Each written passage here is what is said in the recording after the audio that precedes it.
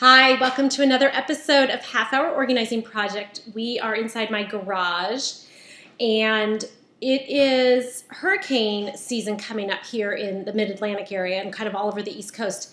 Not all of you live where you have weather like that, but some of you live where there's tornadoes and other things happen. Some of you live in earthquake country out in the West Coast, but it all starts to happen around June for us, where we start to think about emergency or inclement weather.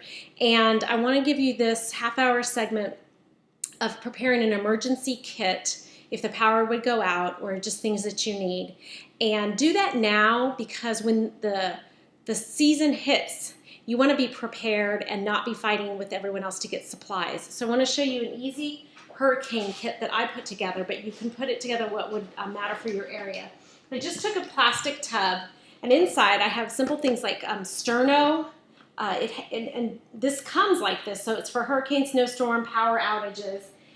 When you lose power in a storm, your phones oftentimes don't work, the phones that we have in our house, the cordless phones. So every emergency kit should have a landline, one that you plug into the wall. We don't have one that's not a cordless, so this would be a landline that would work. You also might not have power and you want to hear the radio. So this is a radio, an emergency radio, okay?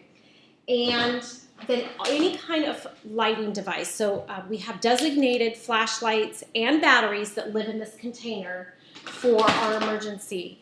The other thing you want to purchase ahead of time, we keep about 10 of these gallons of water just in our garage, unopened, for emergency situations. And you can have all of that in the same area. You also might want to put like a hammer or an axe, anything that you think you might need if you had to break down something or cut through something. You just think about where you live and what you might need. But this emergency kit, think of all the supplies you would want in it so that when the storm happens, you know you can go right to this kit and you have some supplies. It wouldn't be a bad idea to put some canned foods in there or have a designated supply of canned food in case you're out of power for a couple of days.